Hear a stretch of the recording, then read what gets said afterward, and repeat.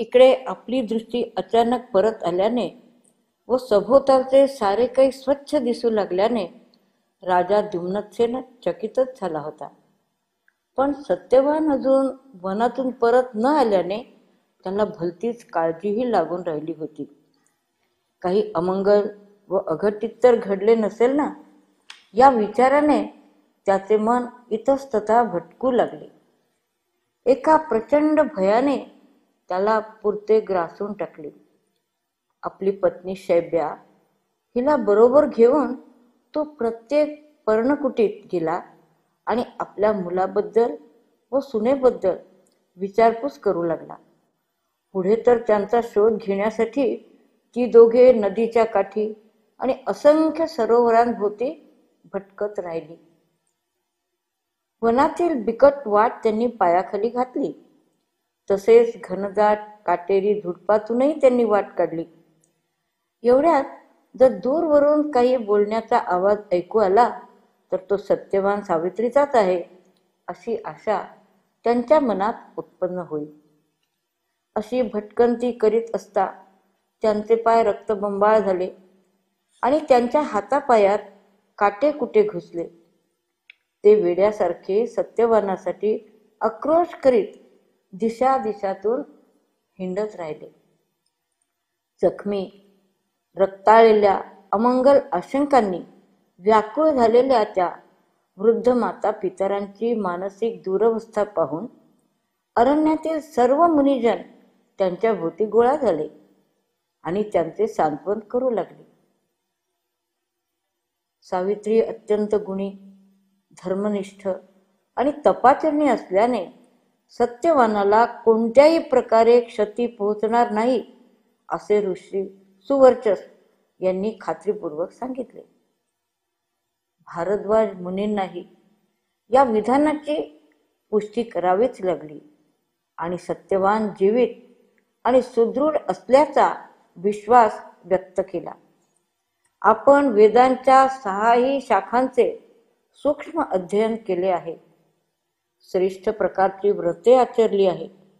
लहानपणापासून कडकडीत ब्रह्मचर्य पालन केले आहे आणि आपले गुरुजन व अग्निदेव यांना संतुष्ट केले आहे असे सांगून गौतम ऋषी म्हणाले की या साऱ्या तपस सामर्थ्याच्या आधारावर आणि इच्छाशक्ती एकाग्र केल्यावर इतरे जनांच्या साऱ्या हालचाली मला ज्ञात होतात. त्यावरून सत्यवान जीवित असल्याचे मी ठामपणे सांगू शकतो. आपल्या गुरूंनी उच्चारलेला एकही शब्द आतापर्यंत वृथा गेला नसल्याने सत्यवान जीवित असलाच पाहिजे अशी खातरजमा गौतम ऋषींच्या शिष्यवरांनी करून दिली. द्युम्नसेनाची दृष्टी अनपेक्षितरित्या परत येण्याची घटना ही आगामी मंगल गोष्टी घडण्याचीच नांदी आहे असे दालभर ऋषींनी बोलून दाखवले. ते पुढे असेही म्हणाले की सावित्रीने 3 रात्रीचे कडक व्रत तडीला नेले आणि दीर्घ कालचा उपवास न सोडताच ती पतीबरोबर वनात गेली. या गोष्टी सत्यवान पूर्ण सुरक्षित असल्याचेच दर्शवतात. सभोवतालचे शांत व सुचारू वातावरण आणि पशुपक्ष्यांचे हळुवार बागडणे यात आपस्तंभ मुनींना एक प्रकारच्या सुसंबंधतेचे अप्रकट अस्तित्व जाणवत होते आणि त्यातून क्षुब्ध करण्यासारखे व प्रक्षोभ उसळण्यासारखे काही घडणार नाही अशी त्यांची खात्री होती. कुठेच काळजीचा किंवा अस्वस्थतेचा मागमूस नसल्याने सत्यवान जीवित असावा याची आपणालाही खात्री वाटते असे ते म्हणाले. असाधारण गुण असलेल्या आणि सर्वांना प्रिय असलेल्या सत्यवानाला दीर्घायू लाभणार असे दिसत असल्याने तो जीवित असलाच पाहिजे असे धौम्य मुनींनी उच्च रवाने सांगितले. याप्रमाणे महान ऋषी ब्राह्मणांनी चिंताग्रस्त माता पित्यांच्या भीतीचे निराकरण केले. यानंतर थोड्याच वेळात पती सत्यवानासमवेत सावित्री आश्रमाच्या प्रांगणात आली आणि अत्यंत आनंदित होऊन त्यांनी पर्णकुटीत प्रवेश केला. तिथे असलेल्या सर्वांनी अगदी उत्स्फूर्तपणे त्यांचे स्वागत केले. खरे तर सावित्री पिता पुत्रांच्या भेटीत आणि अंध राजाला पुन्हा दृष्टी प्राप्त होण्याच्या घटनेत त्यांना भव्य दिव्य भविष्याचे संकेत दिसत होते. अग्निकुंड प्रज्वलित करून सर्वजण सभोवती बसले आणि सत्यवानाला एका मागून एक प्रश्न विचारू लागले. इतकी रात्र करून परत येण्याचे काय कारण होते, असा प्रश्न तर त्यांना पडलाच होता. पण परत येताना त्यांच्या मार्गात काही अडचणी आल्या का, हे जाणून घेण्यासही ते उत्सुक होते. सर्व गोष्टी अगदी तपशिलाने कळून घेण्याची त्यांची इच्छा स्वाभाविकच होती.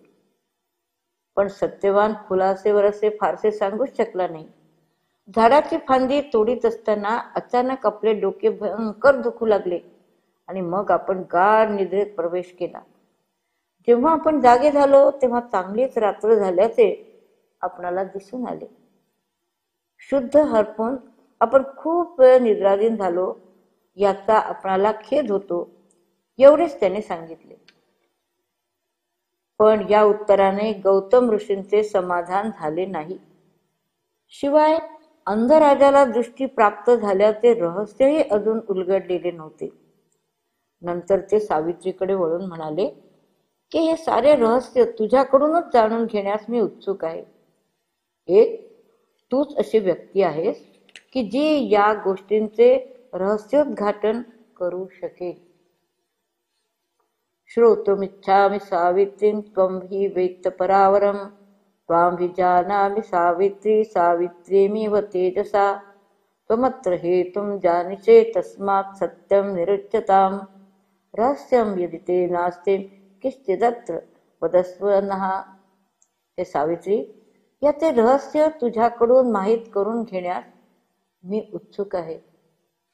जवळपास आणि दूरवर घडणाऱ्या भूतकालीन आणि भविष्याचा वेध घेणाऱ्या घटना तुलाच ज्ञात असतात. सावित्री, तू देवतेप्रमाणे तेजस्वी आहेस एवढे मी खात्रीपूर्वक सांगू शकतो. खरोखर तुला या रहस्याचे ज्ञान आहे आणि त्याचे प्रयोजनही तू जाणतेस. तेव्हा त्यात आमच्यापासून लपवण्यासारखे जर काही नसेल तर सर्व काही इत्थंभूत तू आम्हाला सांगावे अशी आमची विनवणी आहे. अगदी सुरुवातीला देवर्षी नारद मुनींनी भाकीत केलेल्या सत्यवानाच्या मृत्यूपासून सर्व काही तपशीलवार हकीकत सावित्रीने सांगितली. 3 रात्रीचे कठोर व्रत आपण का अंगीकारले आणि त्या विशिष्ट दिवशी आपण पती समवेत वनात का गेलो याचा खुलासाही तिने केला. ती म्हणाली की सत्यवानाचे प्राण हरण करण्यासाठी स्वतः यमराज आले होते. पतीचा प्राण घेऊन जाणाऱ्या यमराजा पाठोपाठ मी गेले आणि सत्यवानाला स्मरून सत्यवचनाला स्मरून त्याची प्रशंसा केली. त्यावर सत्य धर्माला धारण करणारा तो समर्थ देव माझ्यावर अपरिमित प्रसन्न झाला आणि माझ्या भक्तीबद्दल त्याने आदरभावही प्रकट केला. नंतर आपणाला यमराजाकडून 5 वर कसे मिळाले आणि सत्यवानाला पुनरपी जीवन कसे प्राप्त झाले हेही तिने सांगितले. त्यावर स्वकुळाची उद्धारकर्ती बनलेल्या सावित्रीचे सर्व ऋषीमुनींनी अभिवादनपर स्वागत केले आणि त्या भक्तिपरायण स्त्रीला आशीर्वाद देऊन ते आपापल्या कुटीत परतले. निमज्जमानं व्यसने भीतुतं कुलं नरेंद्रस्य तमोमये हृदे वया सुशीलव्रत पुण्यया कुलं समुद्रदतं साधिपुना कुलीनया. एकामागून एक दुर्दैवाचे फेरे आल्याने राजाचा वंश अधिकाधिक तमात बुडत चालला होता.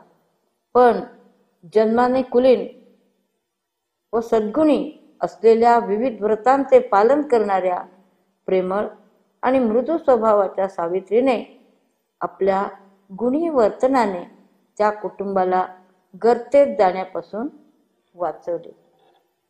जेव्हा रात्र सरली आणि पूर्वेच्या क्षितिजावर सूर्यमंडल दिसू लागले, तेव्हा आपली प्रातःकर्मे व अग्निवंदना आटोपून सर्व आश्रमवासीय पुन्हा दिम्नोत्सेवनाभोवती एकत्र जमले. राजाचे महाभाग्य आणि सावित्री यांच्याविषयी ते पुन्हा पुन्हा बोलू लागले आणि किती वेळा बोलले तरी त्यांची तृप्ती होत नव्हती. अशा रीतीने ते बोलत असतानाच शाल्व राज्यातील नागरिकांचे एक शिष्टमंडळ अनपेक्षितपणे तेथे येऊन पोहोचले. समर्थ राजा दिम्नसेनाचा जय जयकार करीत त्यांनी अशी माहिती पुरवली की स्वतःच्या मंत्र्यांनीच शत्रूची हत्या केली आहे.